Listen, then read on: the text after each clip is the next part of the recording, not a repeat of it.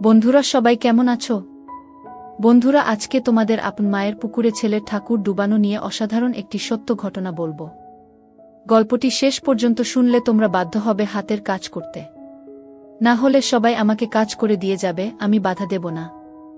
আকাশী নীল টি-শার্ট পরে আমার গা ঘেঁষে দাঁড়িয়ে আছে আমার ছোট বোন কান্তা। আমি মুখ তুলে বলি বসে আছি, বৃষ্টি দেখছি।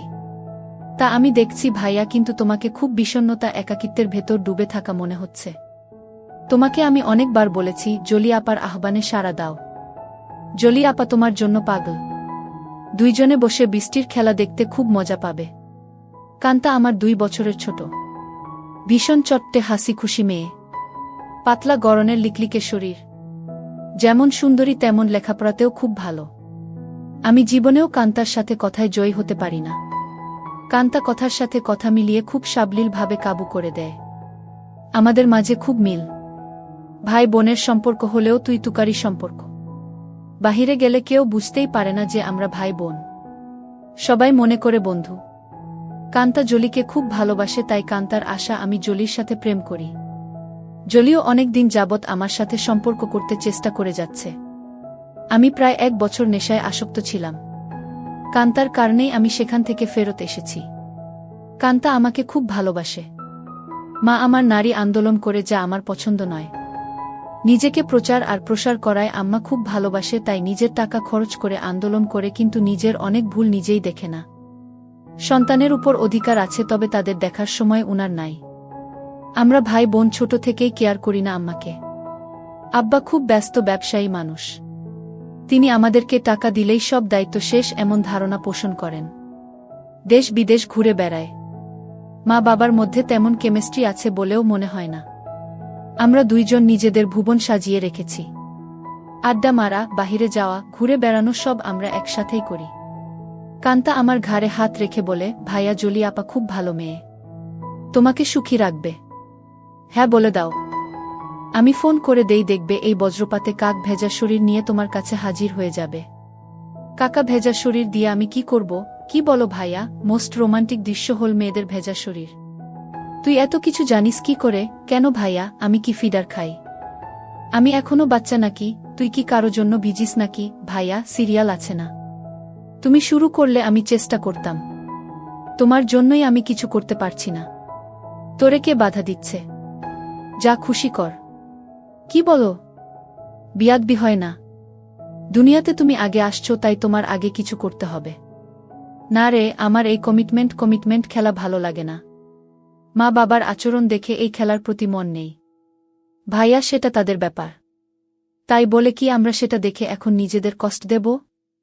ওদের মাঝে ভালোবাসা ছিল, আর সেটার প্রমাণ তুমি আর আমি। বাবা গরিব ছিল, তাই টাকার অভাব দূর করতেই টাকার প্রতি আগ্রহ বেশি। আম্মা আব্বার জন্য ঠিক নয়। তাই বলে কি আমরা ভুল করব? এত কিছু ভাবিস কি করে? তোর কেউ থাকলে বলো, বিয়ে দিয়ে দেই। ভাইয়া, আমি তোমার চিন্তা করি। তুমি এত হ্যান্ডসাম একজন মানুষ, আর তোমার গার্লফ্রেন্ড নাই। কি করে হয়? তোমার দিকে সব মেয়ে চেয়ে থাকে হা করে, তুমি কি জান? তাই তুই কি এই সব দেখে বেড়াস নাকি? আমি হয়তোবা দেখতে ফানি কার্টুন, তাই সবাই দেখে। না ভাইয়া, তুমি ফানি না, তুমি তাদের কাছে হানি। ওরা তোমায় দেখে দেখে গিলে খায়। যা কি বলছিস? ভাইয়া, তুমি আসিলেই খুব হ্যান্ডসাম, কিন্তু সেই ফিগারটাকে কাজে লাগাচ্ছ না। ইচ্ছা করলে অনেক মজা করতে পারো। কি করে? একটু এফোর্ট দাও, দেখবে প্রতিদিন তুমি বেড ডেটিং করতে পারবে। তুই কি করছিস নাকি এসব? আমি কোথায় পাবো? কেউ আমাকে পছন্দই করে না। সব সময় তোমার সাথেই থাকি। অপরিচিত সবাই মনে করে তুমি আমার বয়ফ্রেন্ড। ভাই বোন হলেও তো আমরা ফ্রেন্ডের মতোই চলি। ফ্রেন্ডের মতো, কিন্তু বয়ফ্রেন্ড না ভাইয়া। তবে তুমি আমার ভাইয়া না হলে জোর করে হলেও তোমাকে বয়ফ্রেন্ড বানিয়ে নিতাম। যে কোনো মেয়ে তোমার জন্য পাগল হবে ভাইয়া, বলে আমার পেছন থেকে আমার গলা পেঁচিয়ে ধরে। আমি বাধা না দিয়ে বসে থাকি। আর কান্তা আমার বুকে হাত বুলিয়ে দিয়ে বলছে, জলি আপা তোমার এই সুটাম দেহের পাগল ভাইয়া। হাত বাড়িয়ে দাও, এনজয় করো। কান্তার হাত যেন থামছেই না। আমার শরীরে তৈরি হচ্ছে এক ধরনের কেমিস্ট্রি। চোখ বন্ধ হয়ে আসছে আরামে। আমি হাত ধরে ছাড়ানোর চেষ্টা করে বলি, কিরে তোর কি হয়েছে? তুই কি জলি হয়ে গেছিস নাকি? যেভাবে হাত দিচ্ছিস যেন তুই নিজেই জলি। কেন ভাইয়া, আমাকে কি জলি আপা মনে হচ্ছে? আমি তো জলি আপারও মতো না। কে বলছে তুই অনেক সুন্দরী? কে আছে তোর মতো এত সুন্দর? আমি যদি তোমার বোন না হতাম তুমি কি আমার সাথে প্রেম করতে? অবশ্যই করতাম। তোর মতো রূপবতী রাজকন্যা পাওয়া ভাগ্যের ব্যাপারও। কান্তা চট করে আমার সামনে এসে বসে আমার দুই পায়ের ফাঁকে আমার দিকে চেয়ে থেকে বলে, ধন্যবাদ ভাইয়া, তোমার কাছ থেকে কমপ্লিমেন্ট পেয়ে আমি অনেক খুশি। You deserve a kiss from me. বলেই দিয়ে দেয় আমি কিছু বোঝার আগেই। কি করছিস কান্তা? কেন ভাইয়া ভালো লাগেনি? ভাই বোনে লিপ টু লিপ দেয় নাকি? কুইক হয়। নো প্রবলেম ভাইয়া। বলে আমার মুখের খুব কাছাকাছি মুখ রেখেই কথা বলছে। সত্যি বলতে কি আমার ভালোই লেগেছে। কান্তা যেমন বুঝে গেছে সেটা তাই চট করে বলে উঠে, ইউ এনজয় ইট ভাইয়া। আমার দিকে চেয়ে বলে, সরি ভাইয়া। উঠে দাঁড়িয়ে রোমে চলে যায়। আমি সেখানে বসে থাকি অনেকক্ষণ। কাজের মেয়ে ডাকে সাড়া দিয়ে খাবার খেতে যাই। কান্তা আজ খাবে না তাই আমি একাই খেয়ে রুমে গিয়ে ঘুমিয়ে যাই। কান্তার সাথে আমার দেখা হয় না আজ 2 দিন। লজ্জায় আমিও দেখা করার ইচ্ছা করিনি, কিন্তু আজ আমাদের নানিকে দেখতে যাওয়ার কথা এবং খালাতো ভাইয়ের বিয়ের ব্যাপারে আমাদের অনুষ্ঠানের পরিকল্পনা নিয়ে সকল আত্মীয়স্বজন নিয়ে মিটিং আছে সন্ধ্যায় খালার বাসায়। কান্তার মোবাইলে টেক্সট দিয়ে আমাকে জানিয়ে রেখে বলে সে খালার বাসায় চলে যাবে যেন আমি মিস না করি, কিন্তু নানির বাসায় সে যাবে না। আমি নানির বাসা থেকে খালার বাসায় গিয়ে দেখি সবাই বসে আছে। আমাদের মিটিং শেষ করে রাত 12। একটা হোভার ডেকে বাসায় আসি। প্রায় সবাই গাড়ি নিয়েছিল, কিন্তু কান্তা কারো লিফট নিতে নারাজ। বাসায় এসে যার যার রুমে চলে যাই। আম্মা জানতে চাইল মিটিং কেমন হলো এবং আমরা কি করব। আমরা দুইজনই কালকে বলবো বলে বিদায় নেই। আম্মা শুধু বলল, আগামীকাল আমরা কক্সবাজার যাব, তোরা কি যেতে চাস নাকি? আমি বললাম না। কান্তা জবাব না দিয়ে চলে যায়। আব্বা আম্মা দুপুরের ফ্লাইটে কক্সবাজার চলে গেলে আমি আর কান্তা বাসায় বসে আছি। তখন কান্তা বলে, ভাইয়া চলো আজ আমরা বাহিরে ডিনার করি। আমি রাজি হতেই কান্তা ধন্যবাদ দিয়ে কাজের মেয়েকে বলে, আমরা রাতে খাবো না আজ। তুই ইচ্ছা করলে ছুটি নিতে পারিস। কালকেও আমরা থাকব না। আমাদের আগেই কাজের মেয়ে চলে যায় তার স্বামীর বাসায়। আমরা বিকালে বাহির হই ডিনারের জন্য। কান্তা ইচ্ছা করে খুব সুন্দর একটা ড্রেস পরে। দেখতে খুব সুন্দর লাগছিল। ড্রেস দেখে কেউ বলবে না আমি তার ভাই। ভাইয়ের সাথে ডিনার করতে যাচ্ছে। কান্তার চেয়ে থাকা যেন আমার ভালো লাগছে না। কি যেন সে বলতে চায়। কি যেন লুকিয়ে আছে কান্তার ভেতরে। ভাইয়া তুই আমার প্রতি রেগে আছিস। সেটা কিন্তু একটা ফান ছিল। কেমন করে যেন একটু বেশি হয়ে গেল, তাই না? সরি ভাইয়া, বাদ দে সেই কথা। আমরা তো ভাই বোন, কিন্তু বন্ধুও বটে। আমরা ডিনার করে রাত 10টায় আমরা বাসায় চলে আসি। কান্তা ড্রেস চেঞ্জ করে নিচে টিভি দেখতে আসলে দেখে আমি বসে আছি। ভাইয়া চেঞ্জ করে আস, মুভি দেখব। আগামীকাল কয়েকজনকে ডেকে নিয়ে পার্টি দেব। কি বলো? বেশি না, তুই যাকে ইচ্ছা বলে দিস আসতে। আমি রাজি। যেন ওসব জিনিস না আনে। আমি একটা শর্ট পরে নিচে এসে একটা হিন্দি মুভি দেখছি। কান্তাও শর্ট পরা। মা বাবা না থাকলে আমরা প্রায় সময় তা পড়ি। অনেকক্ষণ কান্তা কোনো কথাই বলেনি। অন্য সময় মুভি পছন্দ না হলে বা সাউন্ড বেশি কম নিয়ে ঝগড়া করে। আমি প্রথম কথা বলি, কিরে কান্তা কফি খাবি? দাঁড়াও ভাইয়া, আমি বানিয়ে নিয়ে আসি। বলেই কিচেনে চলে যায় এবং কেটলিতে পানির সুইচটা দিয়ে অপেক্ষা করে। আমিও গিয়ে পাশে দাঁড়াই আর বলি, তোর মন খারাপ নাকি? কিছু তো বল। না ভাইয়া, আমার সেই ভুলের জন্য খারাপ লাগছে। কি যে বলিস, কি হয়েছে? আমি কিছু মনে করি নাই। ভালোই লেগেছে। ভালোই লেগেছে কথাটা বললাম কারণ কান্তা যেন সহজ হয় একটু। তোমার ভালো লেগেছে? তা আমি তখনই বুঝেছিলাম। কফি নিয়ে আমরা সোফায় পাশাপাশি বসে টিভি দেখছি। কান্তা আমার গাড়ে মাথা রেখে বলে, ভাইয়ে তুমি আম্মা আব্বাকে বলে আমাকে বিয়ে দিয়ে দাও। এত তাড়াতাড়ি বিয়ে করতে চাস কেন? আমি না ভাইয়া, তুমিও করো। আমাদের তো আর লেখাপড়া করে চাকরি করতে হবে না। তাহলে এনজয় করি। কি বলো? দেখলে না তুমি আমার সাথেই কি মজা পাইলে। ভাবি হলে তো আরো পেতে নাকি? কেন? ভাবির কি 2টা মুখ? আলাদা মজা লাগতো। আরে না ভাইয়া, মুখ একটা, জিহবা একটা ছাড়াও মজা লাগার আরো জায়গা আছে। আর সেদিন তুমি আমাকেই ভাবি মনে করে তোমার হাত অন্য জায়গারও খোঁজেছিল। কান্তা আমার কুলে মাথা রেখে বুক চেতিয়ে শুয়ে পড়ে। বলছি জলি আপাকে কালকে ডাক দাও আর ইচ্ছে মতো হাতাও। অনেক বড় বড় আছে জলি আপারগুলো, আমার এত বড় দরকার নাই, ছোটই ভালো। ছোট ভালো বলে আমার গুলির দিকে কুনজরে দেখছ কেন? কি বলছিস? আমি কুনজরে দেখছি তা তুই কি করে বুঝলি? ভাইয়া আমার মাথার নিচের থেকে সংকেত দিচ্ছে। আমি টের পাচ্ছি বলেই হা হা করে হেসে উঠে বসে আর বলে, ভাইয়া আমি এখন জলি আপাকে ফোন দেই। এই ধূপসি মোটা জলি আমার লাগবে না।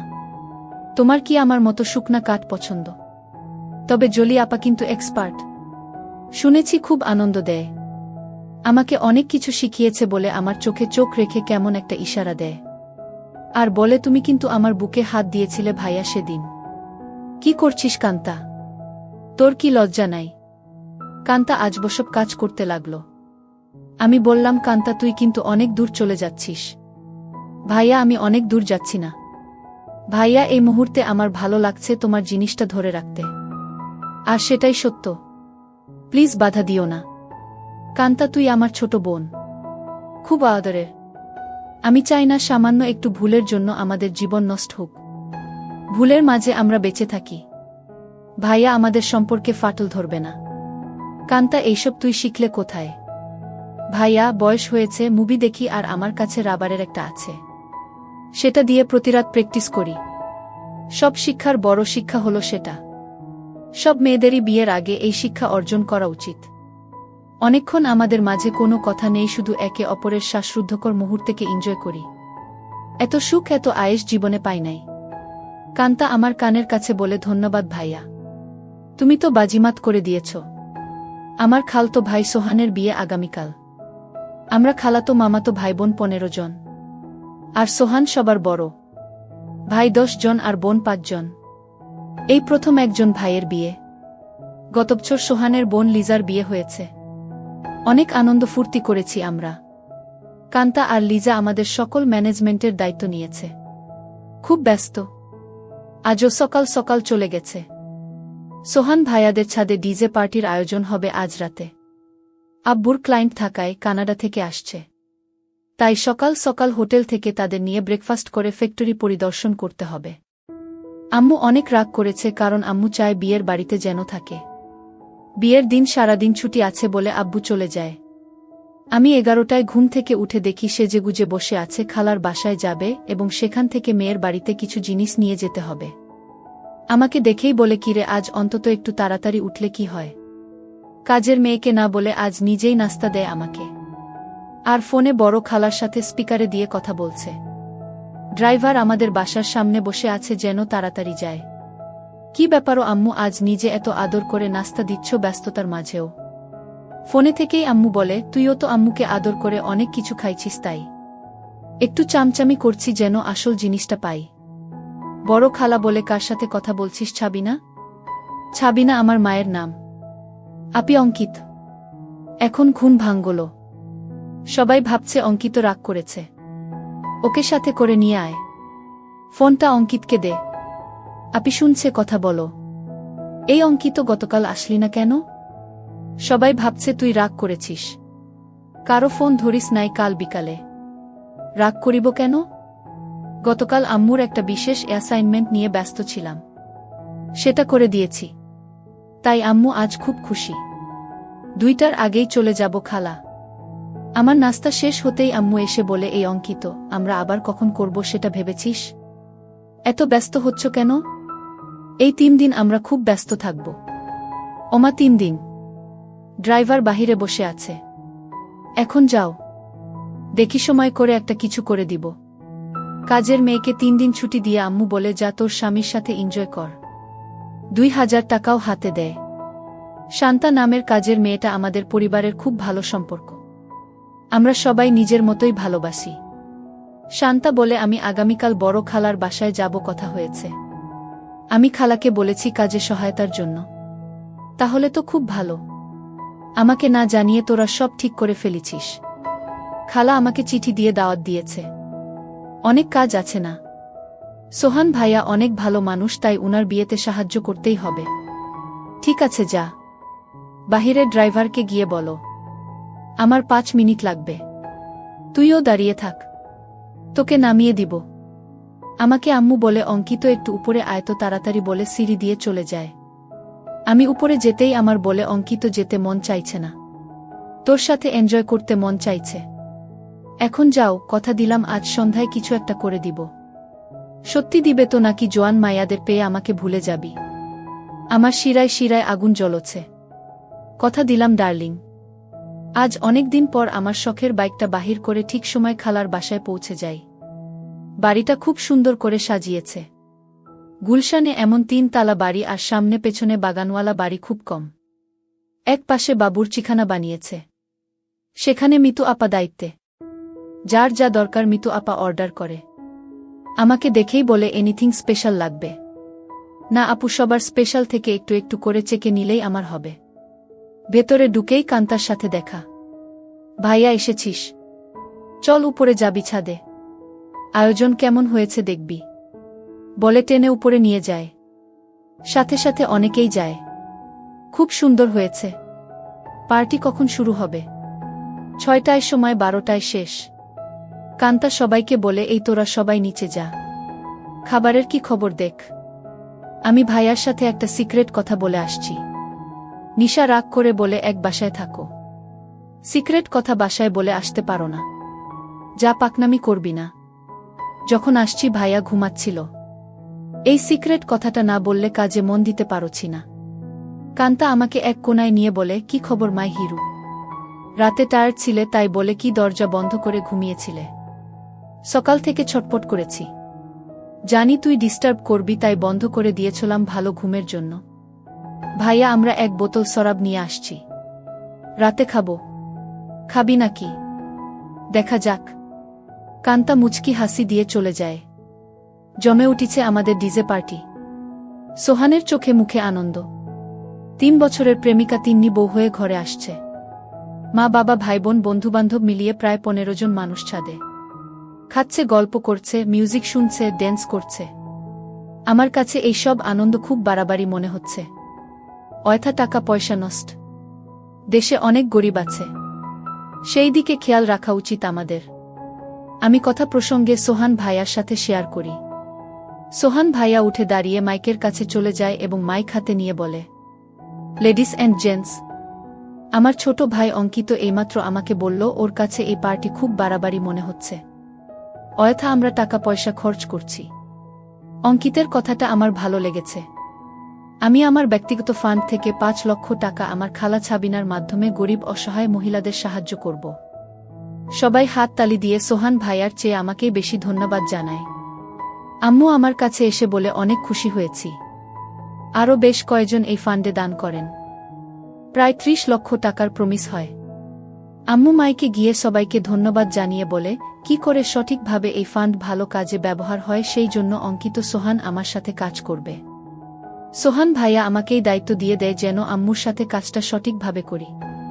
আম্মু আবার আমার কাছে এসে বলে আর দেরি সহ্য হচ্ছে না। আম্মু পাগল নাকি তুমি? কান্তা আমাদের পাশে এসেই বলে কি খবর ভাইয়া? আম্মুর নতুন পার্টনার হয়ে গেলে। আমি কান্তাকে বলি তুই ইচ্ছা করলে আমাদের পার্টনার হতে পারিস। বিনিময়ে কিছু দিতে হবে নাকি?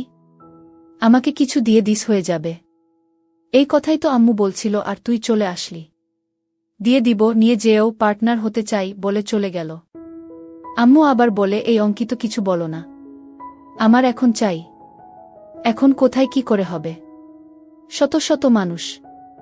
আমি জানি না, তুই একটা কিছু কর, নয়তো সবার সামনে খুলে ধরব কিন্তু। আম্মু কথা শেষ করতে না করতেই ফোন বেজে উঠে। আম্মুর খুব ঘনিষ্ঠ বান্ধবীর স্বামী কার অ্যাক্সিডেন্ট করেছে। আম্মুর সাহায্য চায়। আম্মুর পরিচিত হাসপাতালে আছে। ওদের অবস্থা তেমন ভালো না। আম্মু সবার কাছে বলে কিছুক্ষণের জন্য যেতে চায়, সাথে আমাকেও নিয়ে যেতে চায়।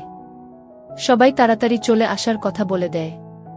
কান্তা আমার পাশে এসে বলে ভাইয়া কি খবর? আম্মু দেখি তোমাকে ছাড়া এখন চোখে পথ দেখে না। কি ব্যাপার? আম্মু কান্তাকে বলে তুই যদি যেতে চাস চল আমাদের সাথে। না আম্মু, তোমাদের ডিস্টার্ব হবে আমি গেলে। আমি এখানেই আছি।